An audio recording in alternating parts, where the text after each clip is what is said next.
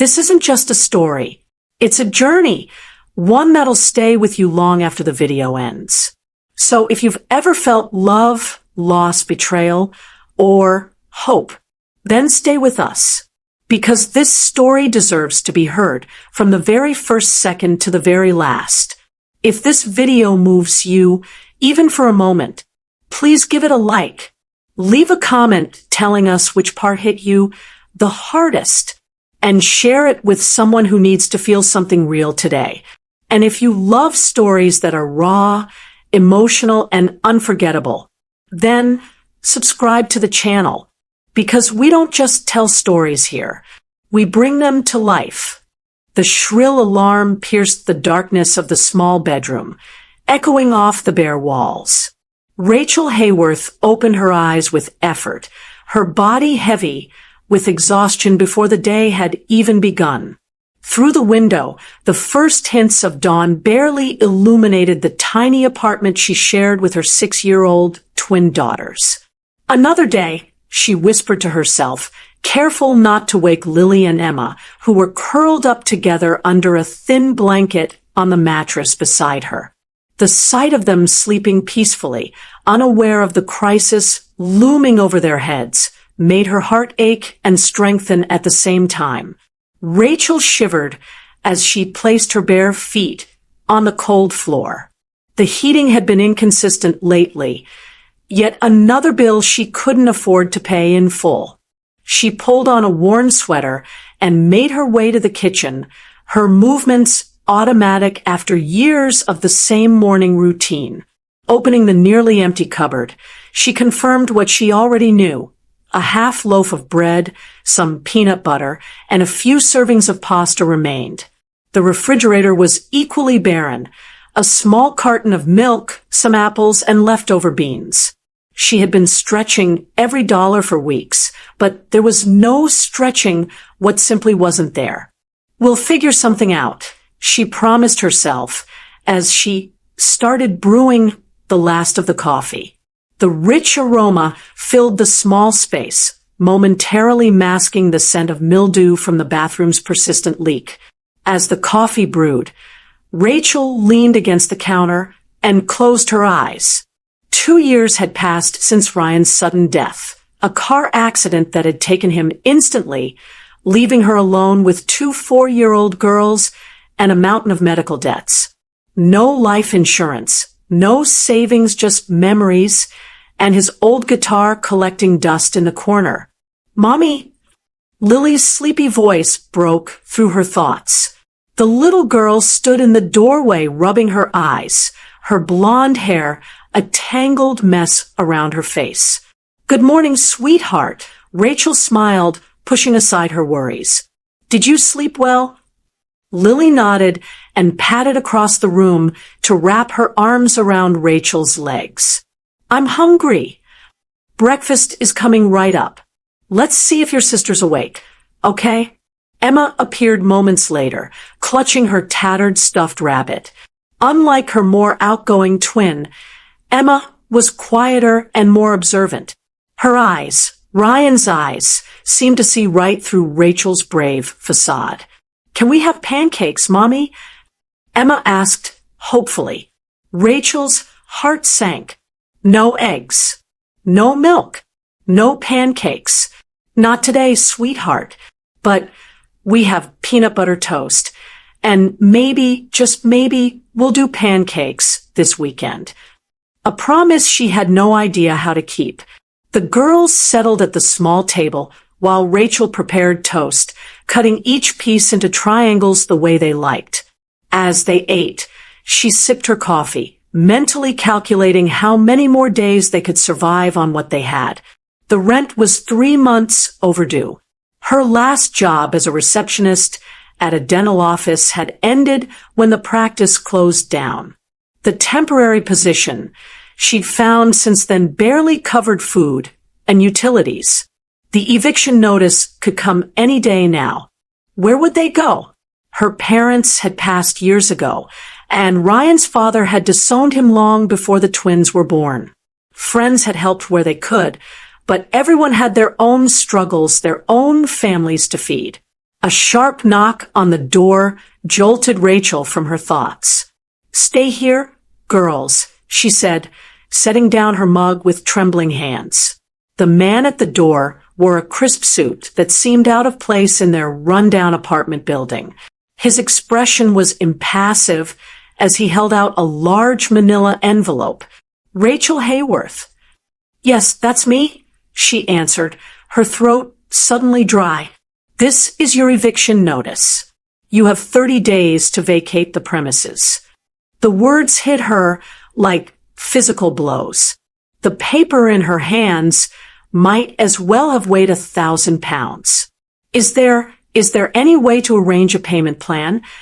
Rachel asked, hating the desperation in her voice. "That would be between you and the property owner, ma'am. Hamilton Properties has been quite clear about their position on delinquent accounts." Hamilton Properties.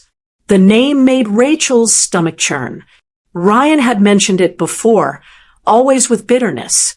It was his father's company. "Thank you," she managed to say, closing the door just before her legs gave out. She slid down against it, clutching the envelope to her chest, struggling to breathe.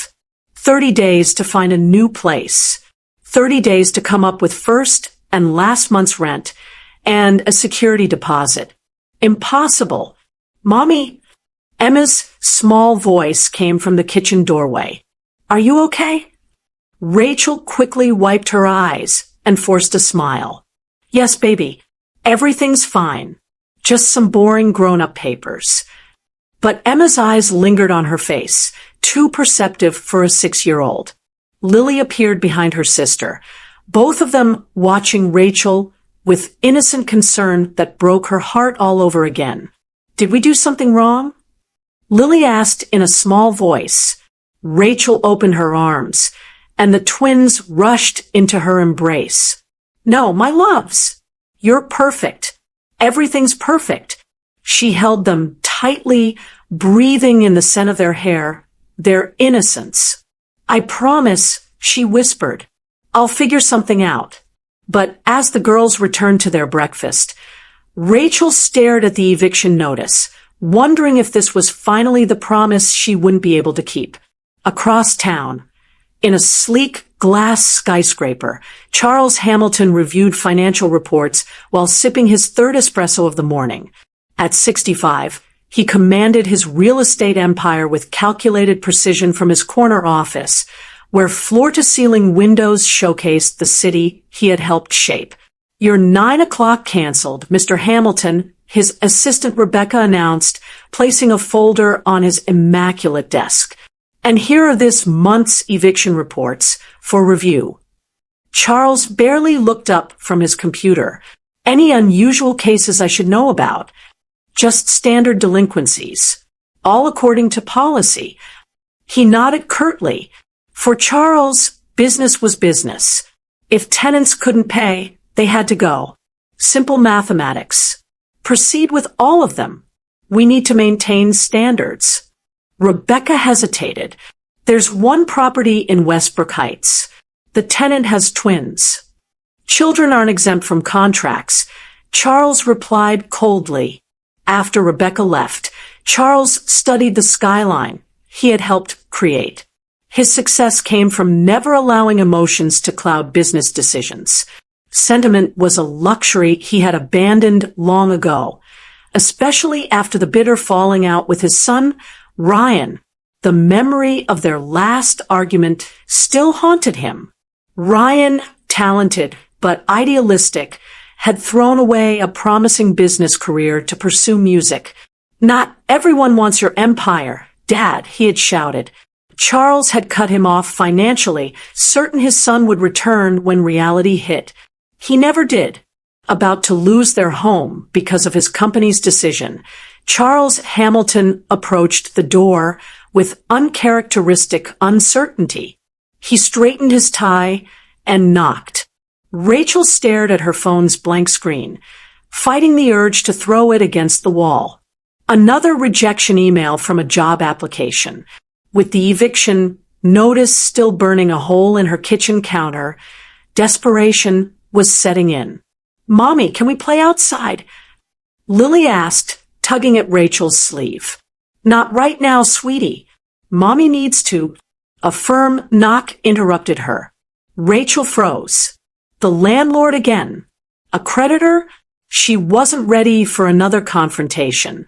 "Stay here," she told the twins, smoothing her hair and taking a deep breath. When she opened the door, Rachel found herself face to face with a tall, imposing man in an expensive suit. His silver hair and sharp features exuded authority, but it was his eyes that stopped her cold. Ryan's eyes, looking back at her from an older face. Rachel Hayworth. His deep voice confirmed her suspicion. "Charles Hamilton," she replied, not a question, but an accusation. He seemed surprised she recognized him. "May I come in?" "Why?" "To see the place before we're thrown out." Rachel's voice was bitter, but she stepped aside. Charles entered, his gaze sweeping over the modest apartment with an unreadable expression. Before either could speak, two small figures appeared in the hallway. "Who are you?" Lily asked boldly, while Emma hid partially behind her sister. Charles stared at the twins, his composed facade cracking. The girls had Ryan's eyes, his dimples. He started, then faltered. "Are you the man from Mommy's pictures?" Emma asked quietly. Rachel stepped between them. "Girls, please go to your room for a minute." "But Mommy," Lily protested. "Now, please." Once they disappeared, Rachel turned to Charles. "What do you want?" The eviction notice was perfectly clear.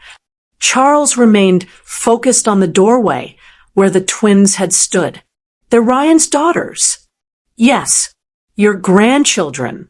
The ones you never knew existed because you cut your son out of your life." Her words hit their mark.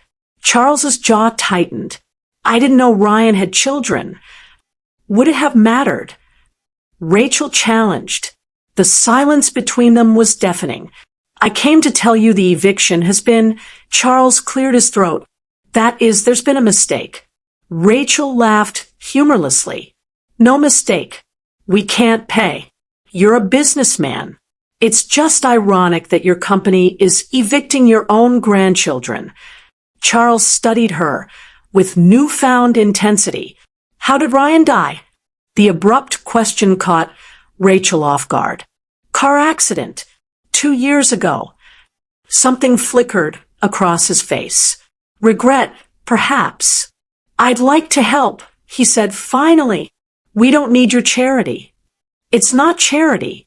It's—" Charles struggled to find the right words. "It's my responsibility."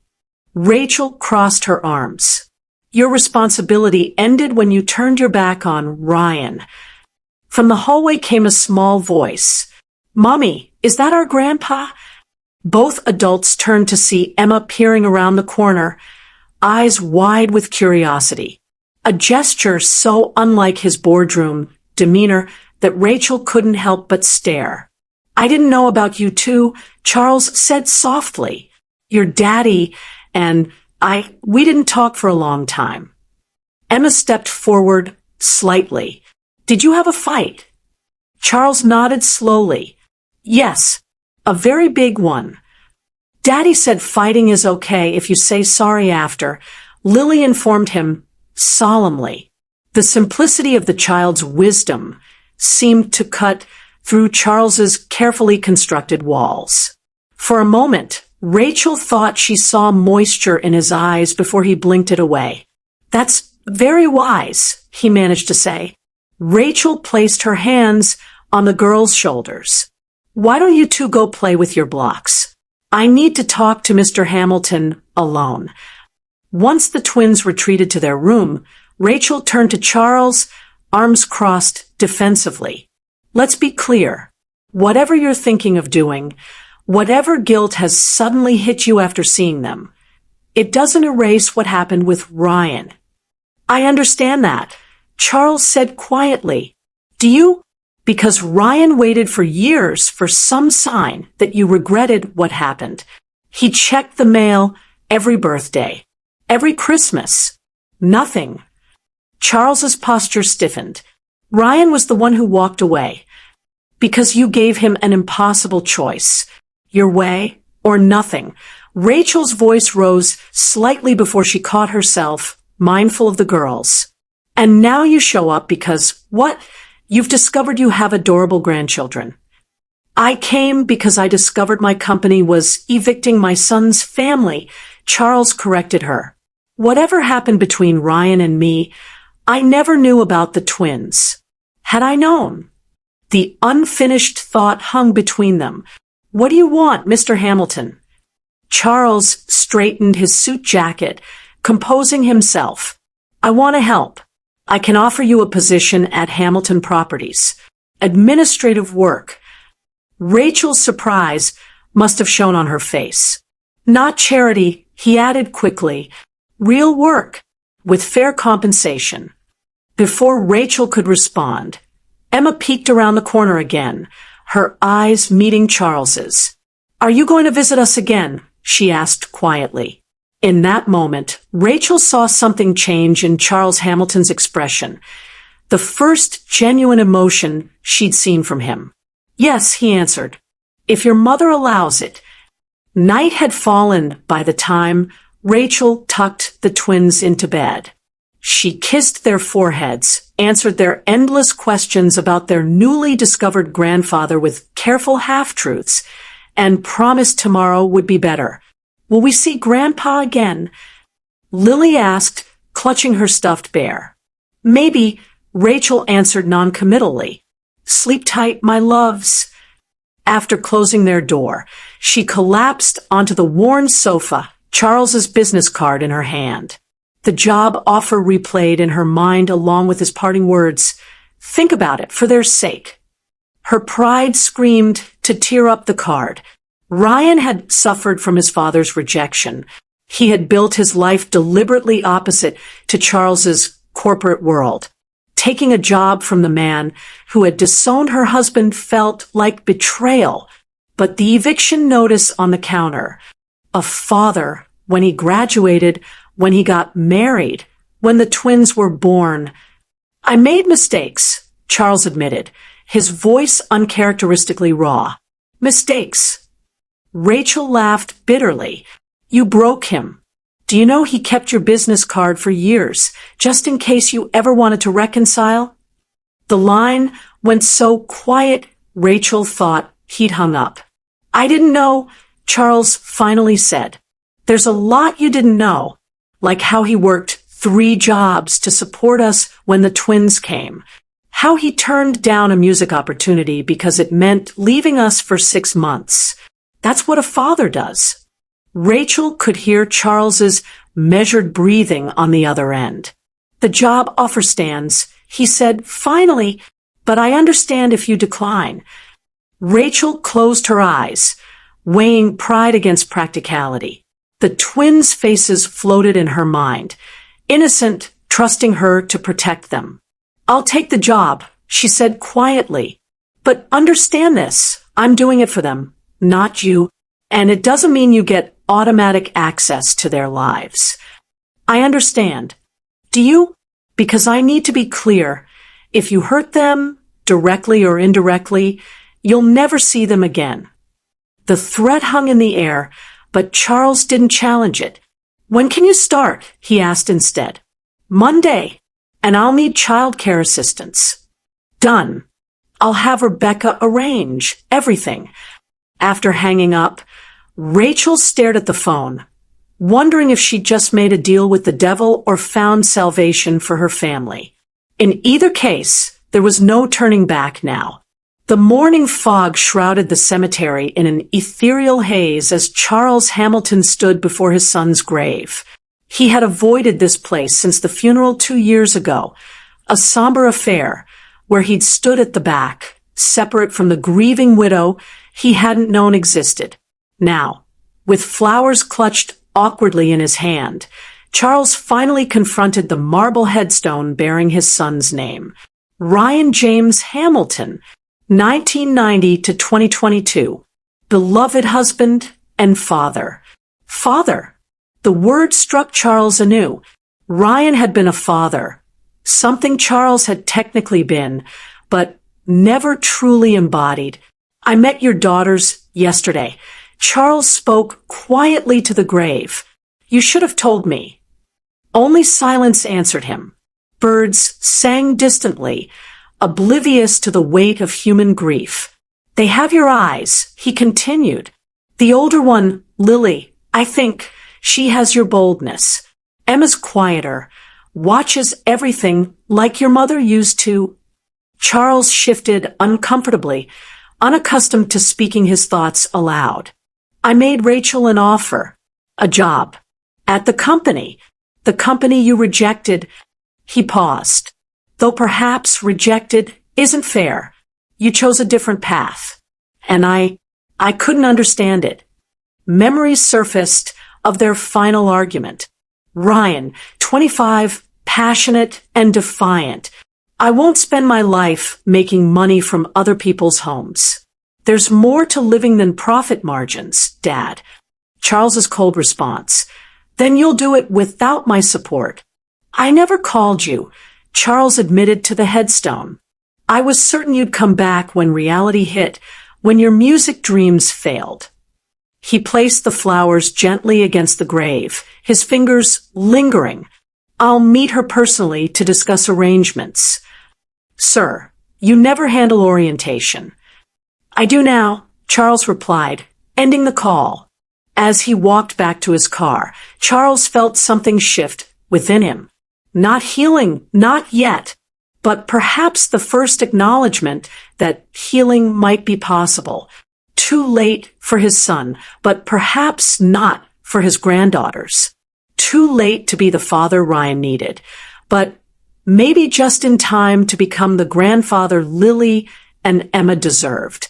Monday morning arrived with a mixture of nerves and determination for Rachel. She'd spent Sunday preparing, selecting her most professional outfit. A navy blouse and black pants, slightly worn, but still presentable.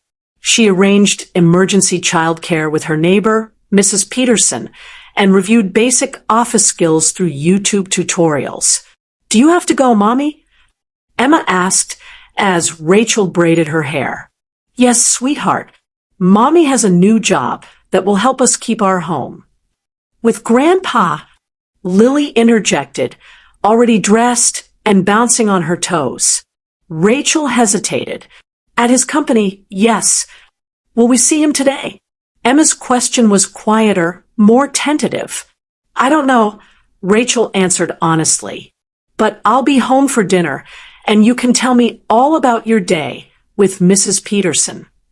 After dropping the twins off next door, Rachel caught the bus downtown. The Hamilton Properties building towered over the business district, 40 floors of gleaming glass and steel. Her stomach tightened as she approached the entrance. The receptionist looked up with practiced politeness. May I help you? Rachel Hayworth. I'm starting today in administration. Recognition flickered across the woman's face. Yes, Miss Hayworth. Mr. Hamilton is expecting you. 15th floor. Mr. Hamilton, personally? Rachel had assumed she'd be processed by HR. The elevator ride felt interminable. When the doors opened, Rebecca, Charles's assistant, whom Rachel had spoken with on the phone, greeted her. This way, please. Mr. Hamilton wanted to introduce you to your department personally. Rachel followed her through an open office layout where employees glanced up curiously. Charles waited at a corner office, speaking to a man with glasses and a friendly face. Ms. Hayworth, Charles nodded formally. This is Daniel Forrester, administrative manager. You'll report directly to him. Daniel offered his hand with a warm smile. Welcome aboard, Rachel. Rebecca briefed me on your situation. Rachel tensed. My situation? Single mother, new to the corporate environment. Daniel clarified gently. Nothing more. Charles cleared his throat. Daniel will handle your orientation. If you need anything, Rebecca can reach me. I'm sure I'll manage, Rachel replied coolly. As Charles turned to leave, she added, Mr. Hamilton, thank you for the opportunity. I won't waste it. Something shifted in his expression, not quite a smile, but a softening. I know you won't. Once Charles departed, Daniel led Rachel to a modest workstation. Let's get you settled. Nothing too challenging today, just systems training and paperwork. By lunchtime, Rachel's head swam with passwords, protocols, and procedures. The corporate world was foreign and fast-paced, but she was determined to keep up. They fell into silence until Charles spoke again. The twins, are they well? Rachel studied his profile, searching for insincerity, but found none. They're curious about you, she admitted. They've never had a grandfather before. Something in Charles's posture shifted, a barely perceptible straightening. I've never been one before, he replied quietly. It wasn't an apology nor a promise, but as they approached Rachel's apartment building, she recognized it for what it was. A beginning. The next few weeks blurred together for Rachel. Each morning began with military precision, getting 2 6-year-olds fed, dressed, and delivered to Mrs. Peterson before catching the 7:15 bus downtown. The Hamilton Properties building, once intimidating, gradually became familiar territory. Daniel proved to be the patient mentor Rachel needed, guiding her through the labyrinth of corporate procedures without condescension. You're catching on faster than most, he remarked one afternoon as Rachel successfully processed a complex batch of property records. Necessity is a powerful motivator, she replied with a small smile. Her coworkers, initially curious about her connection to Charles Hamilton, eventually accepted her as part of the team. Only Alicia occasionally probed for details during lunch breaks. So, did you meet him through your husband? She asked one day. Rachel carefully constructed her answer. My husband knew him. Years ago. We reconnected recently. That much was true, if incomplete. Charles himself maintained a professional distance at the office. Their interactions were limited to occasional nods in the hallway or brief exchanges about her progress. Yet every evening, his black sedan appeared outside the building for her commute home. These rides were initially filled with awkward silence, but gradually evolved into practical discussions. Her job performance, the twins' needs, bus schedules. Charles never mentioned Ryan directly, but his presence haunted every conversation. Emma asked about you yesterday. Rachel volunteered one evening as they approached her apartment. Charles's hands tightened imperceptibly on the steering wheel. What did she ask? If you like music, like her daddy did. The car slowed slightly. What did you tell her? That I didn't know. Rachel glanced at his profile. Do you like music? Charles was quiet for a moment. Ryan got that from his mother. I've always been indifferent. He would play for the girls before they were even born, Rachel said, surprising herself by sharing the memory. Said they danced in my belly when he played guitar. Charles cleared his throat. They seem to be adjusting well to your new schedule. The subject change was obvious, but Rachel allowed it. Mostly. There was a meltdown yesterday when I missed bedtime stories. Mrs. Peterson is kind, but she's not me. Perhaps a more suitable arrangement could be made, Charles suggested. A nanny with proper qualifications. We're managing, Rachel said firmly. I don't need your charity beyond the job. Charles frowned slightly. It isn't charity to. Rachel nodded and closed the door, watching the black sedan disappear around the corner. With each passing day, the lines she'd drawn between them blurred a little more. She wasn't ready to forgive Charles Hamilton, but for her daughter's sake, She was beginning to wonder if she could learn to accept him. Friday morning arrived with the perfect storm of chaos. Lily woke with a low-grade fever. Emma spilled juice on her presentation outfit, and Rachel's alarm failed to go off. By the time they rushed into the elementary school auditorium, Rachel's nerves were frayed to the breaking point. "We're not late, are we?" she whispered to Mrs. Peterson, who had kindly driven them. "Just in time," the elderly woman assured her. "The kindergartners go last." Rachel scanned the crowded room, surprised to feel disappointment when she didn't see Charles. She hadn't really expected him to come, had she? "Rachel!" The deep voice behind her made her jump. Charles stood there, looking uncomfortably out of place among the casual parents in his tailored suit. He held a small bouquet of daisies in one hand. "You came," Rachel said, unable to hide her surprise. "You invited me." His tone suggested it was that simple. Before she could respond, the music started. They took seats near the back, Charles sitting stiffly as if the plastic chair might contaminate his expensive suit. The kindergarten class filed onto the small stage, the children squinting under the lights as they searched for familiar faces. Emma spotted them first, nudging Lily, whose flushed face brightened momentarily. "The one on the left is sick," Rachel murmured. "Lily!" She insisted on coming anyway. Charles's gaze focused intently on the twins. "They're stubborn. Like Ryan." It was the first time he'd mentioned his son voluntarily, and Rachel felt the weight of the moment. The children performed their song about seasons, Lily visibly wilting by the end. As the audience applauded, Rachel was already on her feet. "I need to take her home. She shouldn't be at school today." Charles stood immediately. "My car is closer than the bus." For once, Rachel didn't argue. 20 minutes later, they were at Rachel's apartment. Lily curled up on the sofa, with the children's show playing quietly.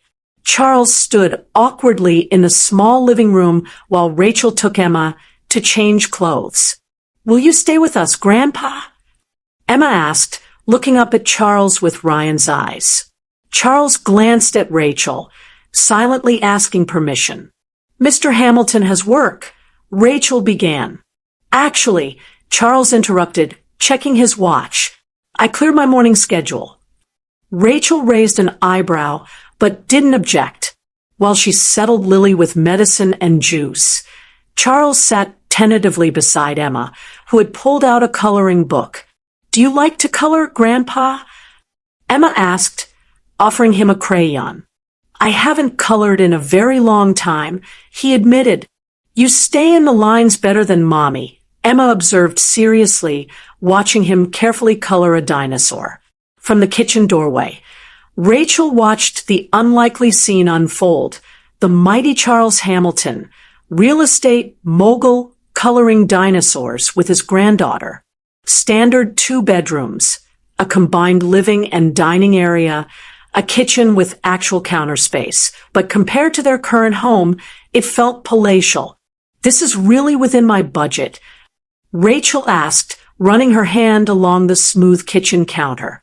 Charles nodded, standing near the entrance with his hands clasped behind his back. "The rent will be proportionate to your salary. I've had the paperwork prepared." He gestured to a folder on the counter. Rachel flipped through the documents, searching for the catch, the fine print that would reveal this as another power play. Instead, she found a straightforward lease at a rate she could manage, even with her new salary. "Why?" she asked, looking up at him. Charles's expression remained neutral. "Because living conditions affect performance. It's a business decision." "Is that really all it is?" For a moment, something flickered in his eyes, discomfort at being challenged, perhaps. The twins deserve better than that apartment building. Rachel closed the folder. "And if I were to miss a payment, would you evict us?" as efficiently as your company tried to before. Charles met her gaze directly. You won't miss payments. It wasn't an answer, but the confidence in his voice, not in his company's policies, but in her, caught Rachel off guard. Before she could respond, her phone chimed with a text from Mrs. Peterson. Girls asking when you'll be home. Lily feeling better. I should go, Rachel said, tucking the folder into her bag. I'll review this tonight. Take your time, Charles replied, though they both knew she had already decided.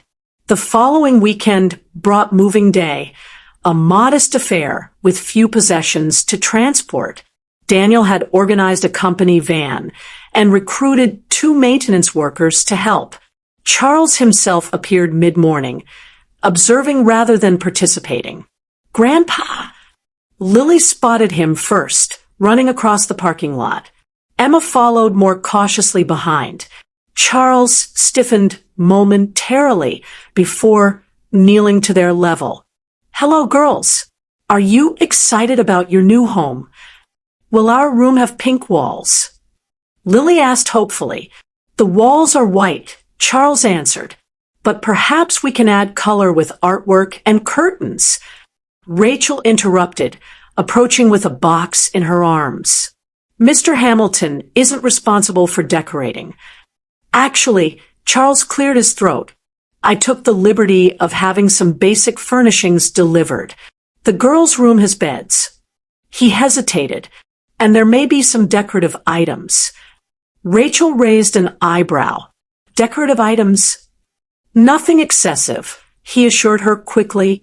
When they arrived at the new apartment, Rachel discovered Charles's definition of basic furnishings included complete bedroom sets for the twins, a sofa, dining table, kitchen essentials, and a desk for her work.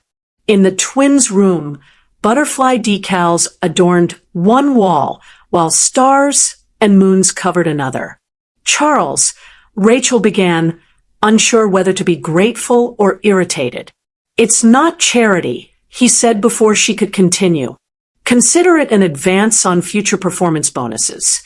She could no longer deny that her daughters' lives were better with Charles in them. For their sake, she was learning to live with the contradiction of the man himself. 3 months into her position at Hamilton Properties, Rachel found herself staying late to complete a property management report. The office had emptied hours ago, leaving only the cleaning staff and a few dedicated workers scattered across the floor. You're still here? Daniel's voice broke her concentration. Rachel looked up from her computer, surprised to see her supervisor standing by her desk with his coat already on. Just finishing the West Side portfolio analysis. I noticed some discrepancies in the occupancy rates. Daniel leaned over to examine her work, eyebrows rising as he scrolled through her spreadsheet. You caught this pattern across all the properties? It seemed odd that vacancy rates spiked in the same month across different neighborhoods, Rachel explained. So I cross-referenced with maintenance requests. Turns out there were plumbing issues reported in all of them before tenants started leaving. This is impressive work, Rachel, Daniel said, genuinely surprised. Most new hires wouldn't notice something like this, much less investigate it. She shrugged, uncomfortable with the praise. I just thought about it from a tenant's perspective. When our old apartment had plumbing problems, everyone in the building complained. That's exactly the perspective we need. Daniel smiled. You have a natural talent for this, you know? Rachel saved her work, trying to hide how much his words affected her. For years, she'd viewed herself as simply surviving, a widow struggling to provide for her children. The idea that she might actually be good at something that she had professional value beyond a paycheck felt foreign, but exhilarating. I should get home to the girls, she said, gathering her things. Charles left an hour ago, Daniel mentioned. Do you need a ride? I'll catch the bus. It's not far from the new place. The new apartment had transformed their lives in ways Rachel hadn't anticipated. The twins thrived in their safe environment, making friends with neighboring children and enjoying the small playground in the building's courtyard. Their nightmares, once frequent after Ryan's death, had virtually disappeared. Rachel arrived home to find Mrs. Peterson reading to the girls in their bedroom. "They've been angels," the older woman reported, "even finished all their homework before TV time." After Mrs. Peterson left, Rachel tucked the twins into their beds, still a novelty having separate ones, and listened to their excited chatter about their day. "Tommy from 4B showed us how to make paper airplanes," Lily announced, "and I made mine fly all the way across the playground," Emma added proudly. "That's wonderful," Rachel smiled, kissing their foreheads. "Sweet dreams, my loves." Later, as she prepared for bed herself, Rachel's phone chimed with a text message from an unknown number. "Daniel mentioned your analysis of the West Side properties. Would you present?" An instinct for this business. Coming from him, the words carried unexpected weight. Rachel realized that for the first time since Ryan's death, she wasn't just surviving. She was beginning to thrive. "Mommy, can Grandpa come to our birthday party?" Lily's question caught Rachel off guard as she braided her daughter's hair on Saturday morning. "Birthday party? Your birthday isn't for 2 more months," Rachel replied, buying time. "But we need to plan it now," Emma said, looking up from her drawing at the kitchen table. "Ms. Wilson says proper parties need planning." Rachel smiled at her daughter's serious expression. Ms. Wilson, their first grade teacher, was big on planning and preparation. "Well, we'll have to see. Grandpa is very busy with work," Rachel hedged. "But he's the boss," Lily reasoned. "Can't he tell people he has important grandpa business?" Rachel chuckled despite herself. The twins had become increasingly attached to Charles over the past months. What had begun as occasional encounters had evolved into semi-regular weekend visits. Charles had even attended a school function last month, sitting uncomfortably among the other parents, but visibly proud when Emma received a reading award. Her phone buzzed with a text message. "Would Saturday lunch be convenient? There's a matter I'd like to discuss." Even his text messages were formal. Rachel texted back, "The girls are free. Noon." The response came quickly. "I'll pick you up at 12 o'clock. When Rachel told the twins, they erupted in excitement, rushing to choose their outfits while debating what restaurants might have the best desserts. Precisely at noon, Charles's car pulled up outside their building. The twins raced down to meet him, with Rachel following behind. "Good afternoon," Charles greeted them, opening the car doors. He was dressed more casually than usual, a button-down shirt without a tie and dark slacks instead of a full suit. "Where are we going, Grandpa?" Emma asked as they settled in. "I thought we might try Harrison's. They have a garden area," Charles replied, glancing at Rachel for approval. She nodded, surprised by his consideration. Harrison's was upscale, but family-friendly. A perfect middle ground between Charles's usual haunts and the cheerful chain restaurants the girls preferred. At the restaurant, they were seated in a pleasant courtyard beneath flowering trellises.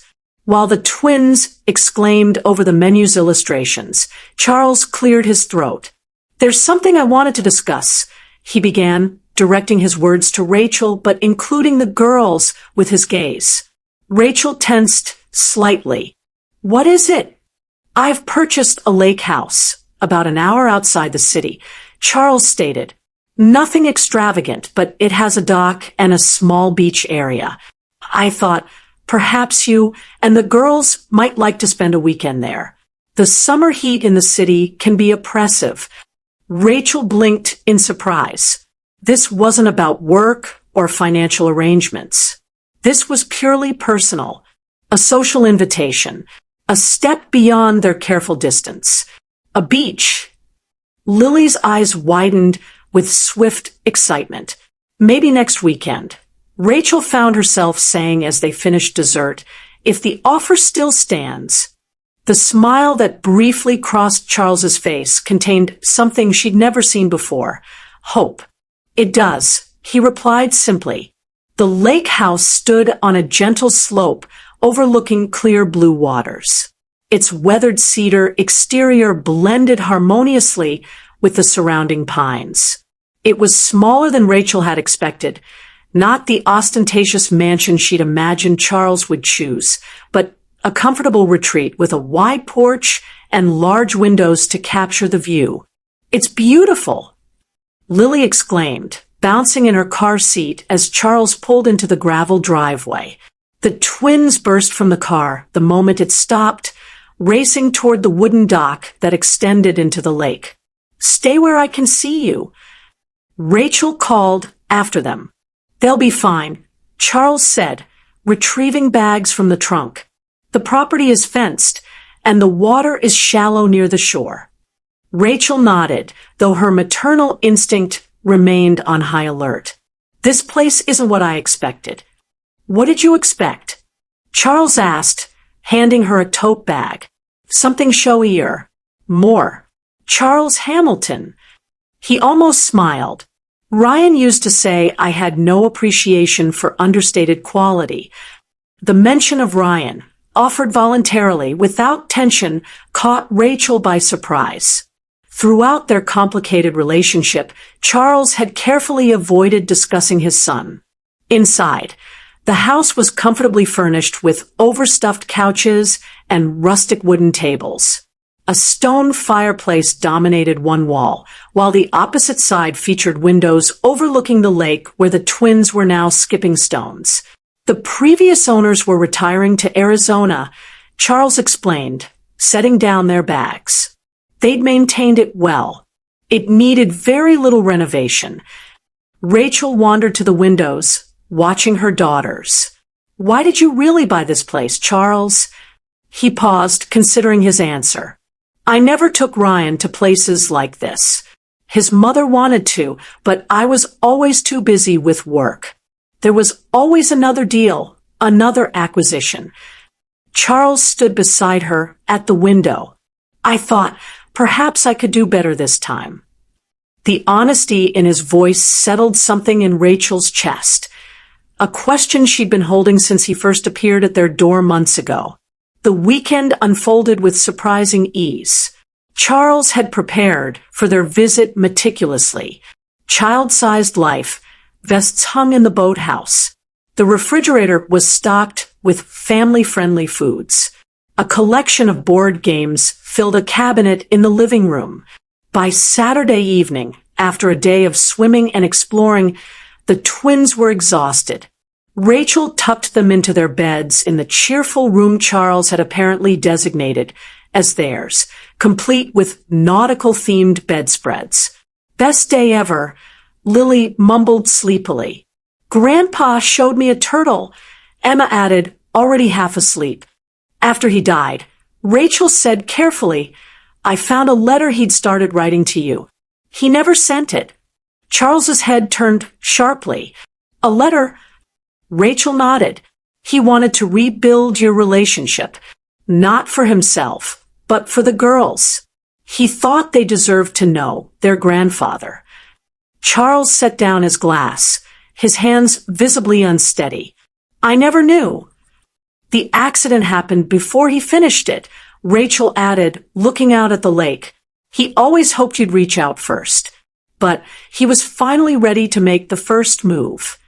Silence settled between them, heavy with shared grief and missed opportunities. What would he think? Charles finally asked, about my presence in your lives now. Rachel considered the question honestly. I think he'd be cautiously hopeful. Ryan never stopped loving you, even when he was angriest with you. Charles absorbed this, his usual composed facade cracking just enough to reveal genuine emotion.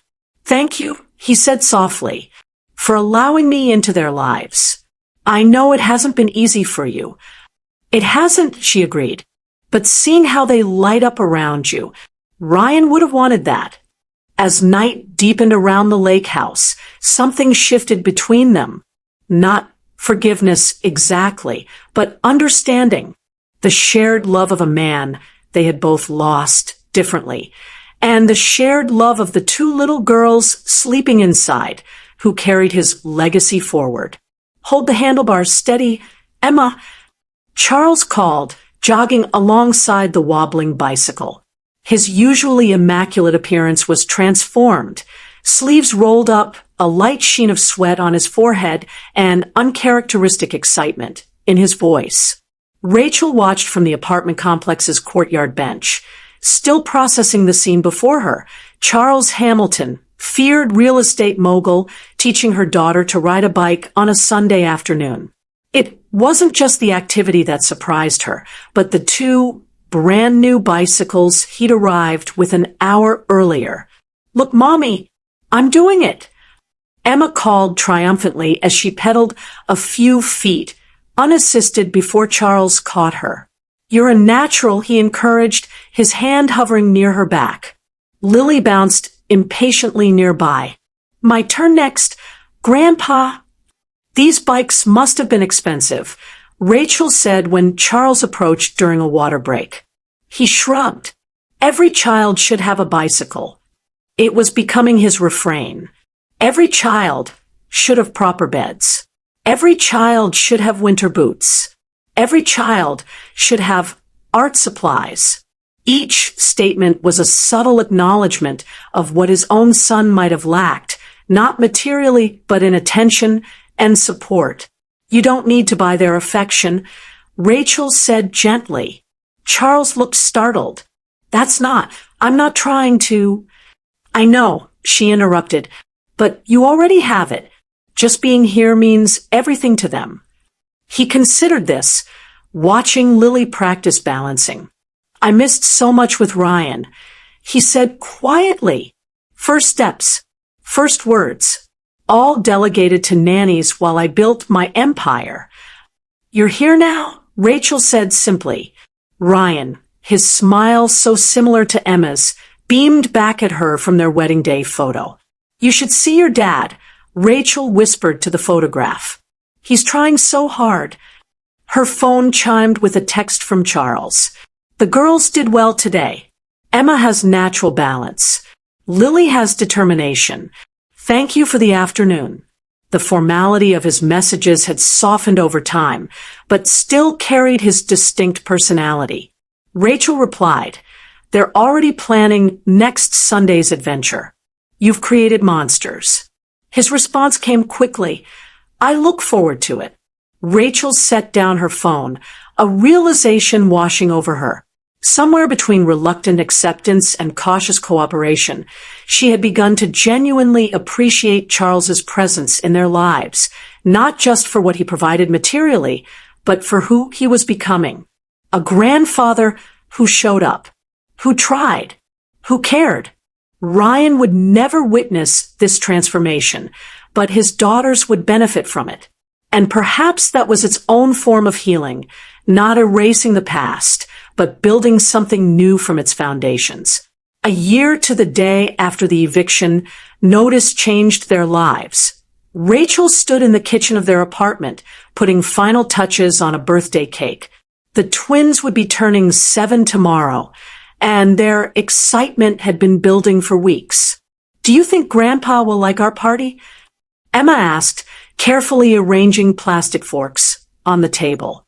"I'm sure he will," Rachel assured her, though she still found it amusing to imagine Charles Hamilton surrounded by squealing second graders. Charles had become a fixture in their lives. Consistent, reliable, and increasingly comfortable in his role as grandfather.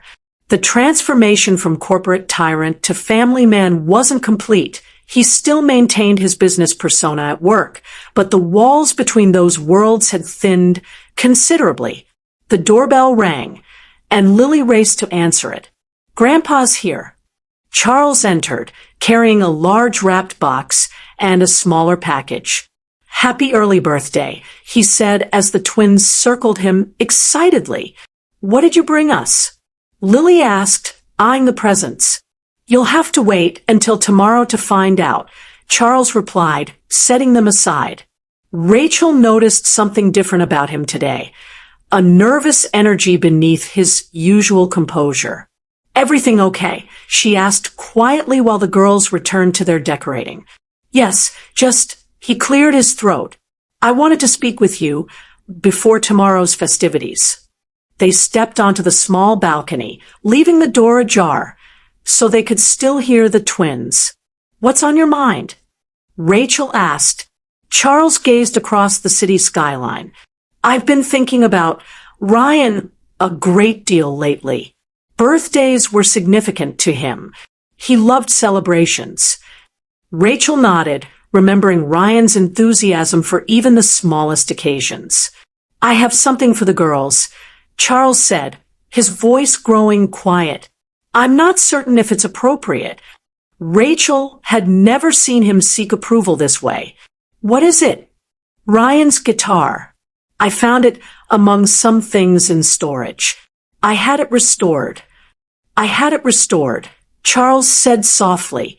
Inside, the girls chased each other around the living room, giggling as they darted between balloons and streamers. The sound drew a small smile from Charles, a genuine expression that had become less rare over the months. "I never imagined this," he admitted quietly. "A second chance at family." Rachel touched his arm lightly. "Sometimes life's greatest gifts come from our deepest wounds." As they rejoined the twins inside, Rachel watched Charles kneel down to help Emma with a particularly stubborn balloon. And in that moment, she realized something profound. They had all come full circle, from strangers bound by grief to a family connected by love. The man who had once been merely Ryan's estranged father, then an unwelcome intruder, had become something unexpected, a pillar of support, a trusted friend, a beloved grandfather. Some journeys begin with an ending. Theirs had started with an eviction notice and a confrontation. But where it led to healing, to connection, to belonging, was something none of them could have foreseen that desperate morning a year ago.